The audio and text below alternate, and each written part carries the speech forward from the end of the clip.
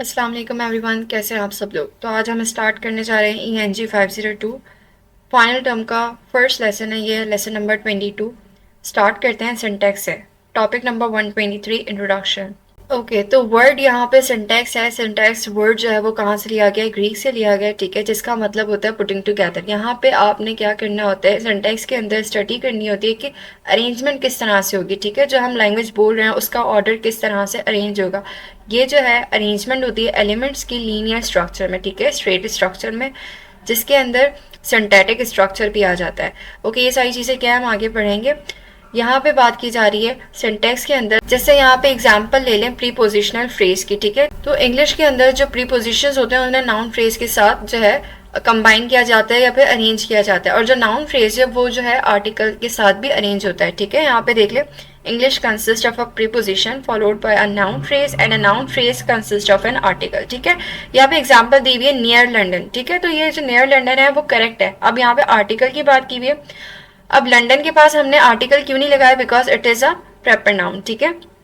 लेकिन अगर हम दूसरी साइड पे बात करें विद डॉग, तो ये जो है करेक्ट नहीं होगा, विद अ डॉग, ठीक है। तो ये क्या है, हमने आर्टिकल लगा दिया, ठीक है। तो ये जो अरेंजमेंट है कि हमने किस तरह से सेंटेंस को अरेंज करना है, ये सिंटैक्स से पता चलता है। अब यहाँ पे बात की जाए कि अनदर गोल की, तो इसके अंदर क्या आता है कि सिंटैटिक एनालिसिस में क्या चीज आती है, ग्रामर आती है, जो जनरेटिव ग्रामर होती है कि किस तरह से सेंटेंस को जनरेट करना है, ठीक है। इसकी जो डिटेल है वो टॉपिक नंबर 124 के अंदर है कि जनरेटिव ग्रामर जो है वो क्या है, लिंग्विस्टिक थ्योरी है, ठीक है। एक थ्योरी है ग्रामर के अंदर जो डिफाइन करती है कि रूल्स क्या होंगे सेंटेंस को, लैंग्वेज को जनरेट करने के लिए। यहाँ पे हम रूल्स जो बात करें वो ग्रामेटिकल रूल्स की बात करें लैंग्वेज स्ट्रक्चर के अंदर, जिसके अंदर मॉर्फोलॉजी भी आती है, फोनोलॉजी भी आती है।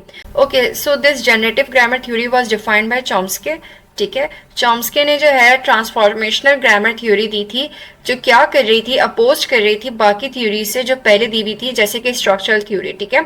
चॉम्स्की के हिसाब से जितनी भी लैंग्वेज है उनकी जो है यूनिवर्सल ग्रामर है, ह्यूमन ब्रेन के अंदर ऑलरेडी जो है इन्वायरमेंट से वो लर्न कर चुका होता है, उसी के थ्रू जो है लैंग्वेज जनरेट होती है, ठीक है। तो उसने ये चीज़ हटा दी थी कि हर लैंग्वेज की अलग अलग ग्रामर होती है, हर लैंग्वेज का अलग अलग स्ट्रक्चर होता है। उसने क्या बताया था कि मेन ग्रामर जो है किसी भी लैंग्वेज को परफॉर्म करने के लिए वो इनेट होती है, ठीक है, कुदरती जो है ह्यूमन ब्रेन के अंदर मौजूद होती है। अब टॉपिक नंबर 125 की बात की जाए, जो कि बता रहा है कि प्रॉपर्टीज क्या है जनरेटिव ग्रामर के। तो मैंने पहले ही बता दी कि जनरेटिव ग्रामर क्या है, वो इनेट है, ठीक है। इट्स एन इनेट प्रोसेस और you can say it is already in human brain. अच्छा, इसके अंदर ये भी आता है कि जनरेटिव ग्रामर के अंदर लिमिटेड सेट ऑफ रूल्स होते हैं, ठीक है, जिससे क्या बनते हैं, अनलिमिटेड सेंटेंस बनते हैं, ठीक है। रूल्स तो कुछ है लेकिन आप सेंटेंस जो है उससे लगातार और कंटिन्यूसली बहुत ज्यादा बना सकते हैं, अनलिमिटेड बना सकते हैं, ठीक है। प्रॉपर्टीज में एक तो ये चीज आ गई कि फाइनाइट और इनफाइनाइट सेंटेंसेस के रूल्स हो गए, ठीक है, कि आप एक सेंटेंस से किस तरह से अनगिनत सेंटेंस बना सकते हैं। फिर आता है डिस्टिंक्ट सेंटेंस के, सेंटेंस के अंदर क्या चीज सिमिलर है, क्या चीज डिफरेंट है, वो चीज किससे पता चलती है, जनरेटिव ग्रामर से पता चलती है, ठीक है। ओके, अब यहाँ पे ग्रामर की बात की जाए तो ये क्या करती है, वेल फॉर्म सेंटेंस और इल फॉर्म सेंटेंस के अंदर डिस्टिंग्विश करती है, डिफरेंस बताती है, ठीक है, कि कौन सा सेंटेंस आपका सही है और कौन सा गलत है, ठीक है। ग्रामर को देख के हमें अंदाजा हो जाता है कि यार ये सेंटेंस जो है वो गलत बना हुआ है, ठीक है, ये सेंटेंस में कुछ ना कुछ मिसिंग है। अच्छा, ऑल ओवर देखा जाए तो चॉम्स्की का ये बिलीव था कि जितने भी ह्यूमंस हैं they are born with universal grammar, ठीक है, और जो क्या करती है, हेल्प करती है टू लर्न एनी लैंग्वेज, ठीक है। तो it's an innate process. Topic number 126 which is well form syntactic structure. Well form मतलब बिल्कुल ठीक से प्रॉपर स्ट्रक्चर का यूज किया हुआ हो, ठीक है, जिसके अंदर फ्रेजेस हों, क्लॉजेस हों, फ्रेजेस को किस तरह से फॉलो करना है, उसको एक सेंटेंस किस तरह से बनाना है।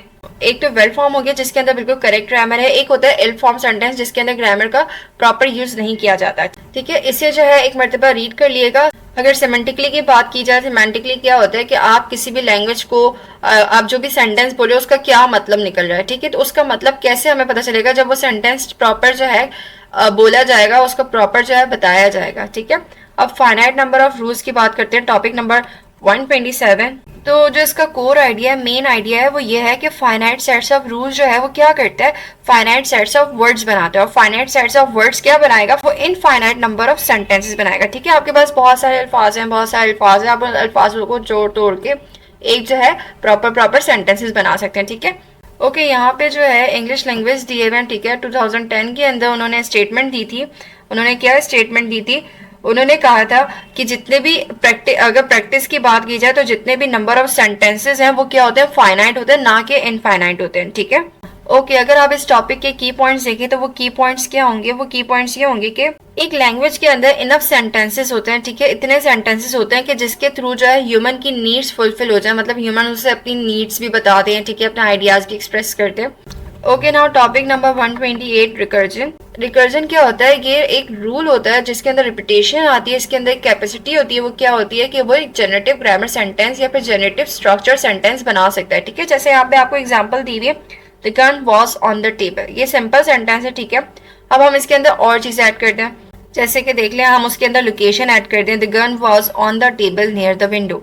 ठीक है, अब इसके अंदर और चीजें जा सकती हैं, the gun was on the table near the window in the bedroom. ठीक है, अब इसके अंदर क्या कर रही हूँ मैं, इस चीज को जो है कंटिन्यूसली बढ़ाई जा रही हूँ, कंटिन्यूसली जो है उस चीज के अंदर ऐड किए जा रही हूँ, तो ये प्रोसेस क्या कहलाता है, रिकर्जन का प्रोसेस कहलाता है। ठीक है, अब ये रिकर्जन क्या है, एक मतलब आप इसे रीड कर लिएगा।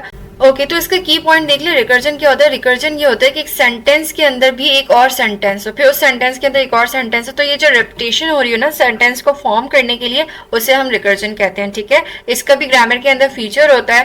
ठीक है, ओके और ये जो है कॉस्मिक स्ट्रक्चर का एक इम्पॉर्टेंट, एक एसेंशियल थ्योरी भी है।